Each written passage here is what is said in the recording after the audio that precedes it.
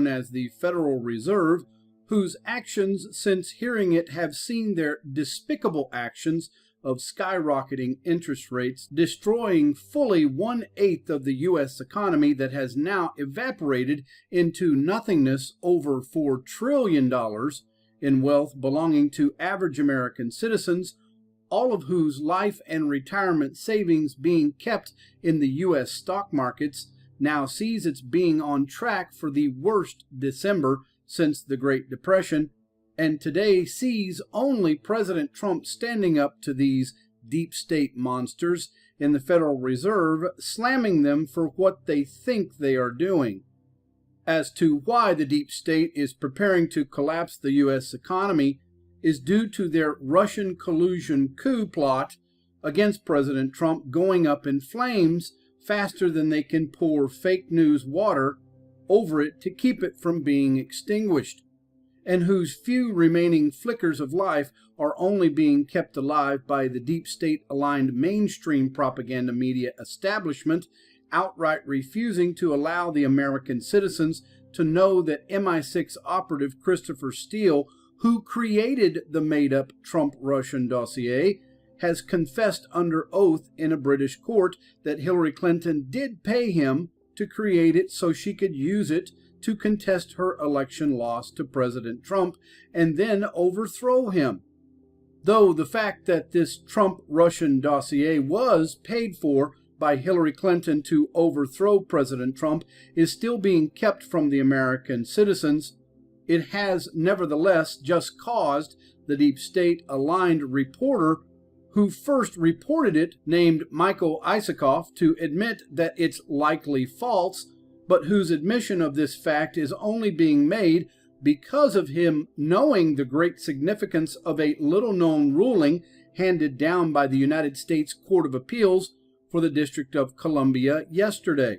To best understand how fearful to the deep state this ruling handed down yesterday by the United States Court of Appeals for the District of Columbia actually is, can be seen in how the mainstream propaganda media establishment is laughably and distortedly reporting on it, best exampled by the leftist Political News and the organization publishing their article titled "Mueller Appears Victorious in Mysterious Subpoena Dispute," wherein they describe details about one of the most secretive court battles ever to have been witnessed in American history, but that has buried within it an admission into that article that, quote, "the order also offers no direct confirmation that the matter involves Mueller's team," unquote, thus proving this article is one of subterfuge, not fact.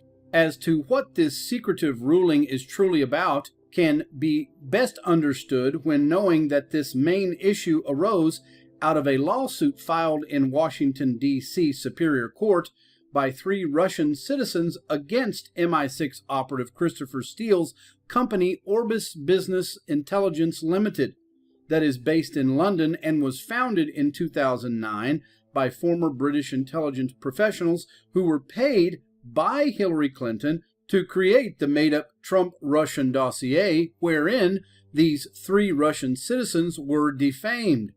This past August of 2018, the defamation lawsuit against Orbis Business Intelligence Limited filed by these Russian citizens was dismissed under Washington, D.C.'s anti-SLAPP law, which is meant to deter parties from filing lawsuits to tamper down opposing political speech, and immediately after which saw CNN seeking protection of their defamation offenses under the state of Georgia's anti-SLAPP law as well, but who were shocked this past week when the United States Court of Appeals for the 11th Circuit struck down their attempt, thus sending shudders of fear throughout all of America's mainstream propaganda media companies, as these anti-SLAPP laws made to protect them are now being made to attack them by U.S. federal courts.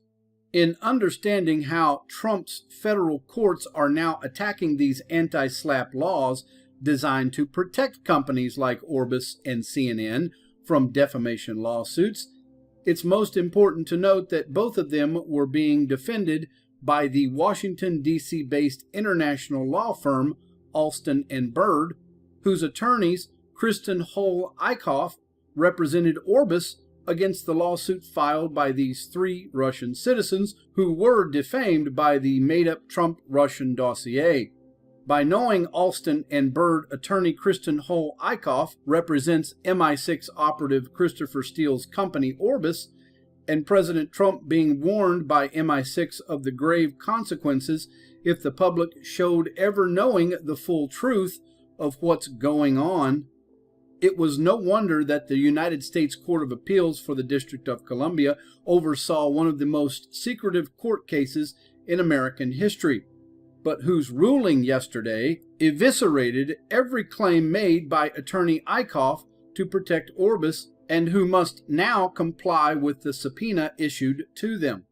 With the deep state only having left to throw against President Trump their increasingly growing hysterical mainstream propaganda media campaign, blasting unproven anonymous allegations and accusations by the minute, this report concludes that President Trump's seeming to plot counterattack against these vile monsters is preparing to unleash its full and cataclysmic fury, and is why Russia is preparing for the worst lest the deep state decides World War III is their best option for survival, and is why just hours ago President Putin warned about Russia's new unstoppable wonder weapons by his stating, quote, "I hope our newest weapon systems will make them think twice for those who got accustomed to militaristic and aggressive rhetoric," unquote. Former member of the Trump campaign foreign policy team, among those alleged to have been in contact with Russian officials.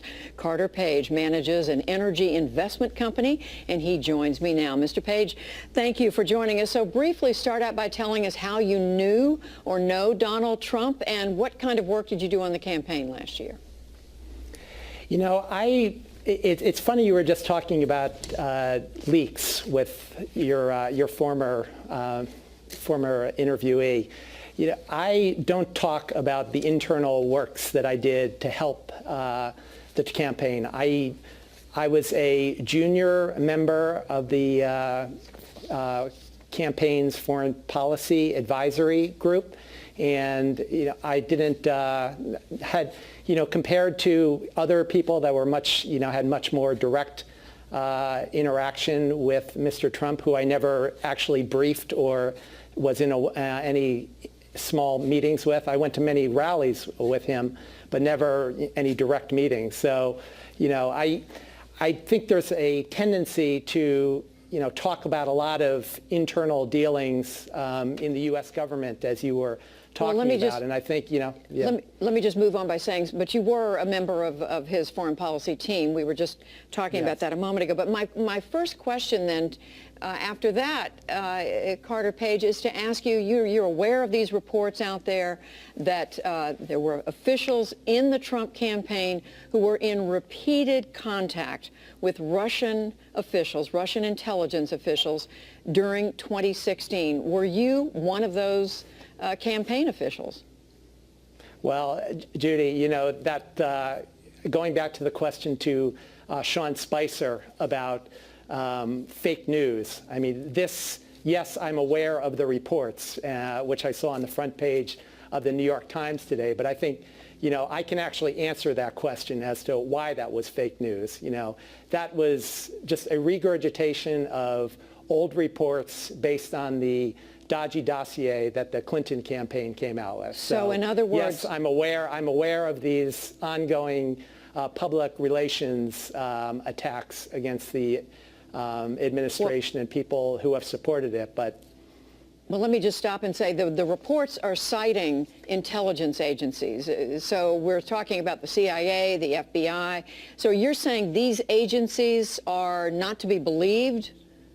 Or that the news media is making this up, or what? Well, what I'm saying is, at least last year, they were responding to false evidence, which is an obstruction of justice, false evidence given to the Intelligence Committee intelligence community by the Clinton campaign. And now that's pretty well established, with this dodgy dossier that came out last month. So I think it's pretty clear evidence. And, in terms of it being fake news today, the big front page story on the New York Times, I actually sent them a copy of a real dossier that I submitted to the Civil Rights Division of the U.S. Department of Justice over the weekend.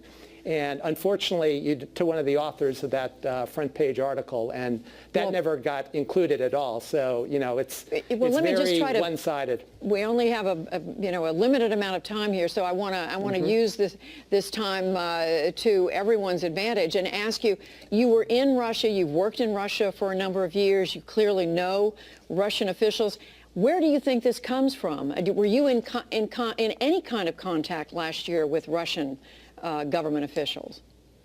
It comes from deep animosity and deep negative feelings against the Russians. And I think, you just have to look back at the history of the last 70 years, and it's pretty clear, where that originates from. And Mrs. Clinton and her team did a great job of ramping that up, and it continues to this day with the helps of the likes of Sally Yates and others that were holdovers from the Obama administration. So you're saying that what you describe as animosity toward the Russians is not deserved. I mean, we just heard Senator Amy Klobuchar talk about the Russians having the kind of an agenda that the U.S. could never share, that they are undermining democracies across Eastern Europe. You don't agree with that view of Russia?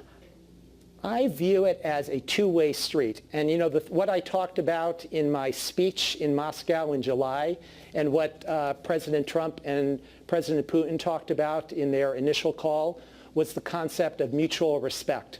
I think if both sides are acting respectfully and really thinking through and understanding the other side's perspectives, that takes care of a lot of it. So, absolutely, the senator is right that there's a lot of things that need to be repaired, but I think continuing these fake news, fake intel reports is only going to continue, driving us into the gutter. Did you have any meetings, I'll ask again, did you have any meetings last year with Russian officials in Russia, outside Russia, anywhere?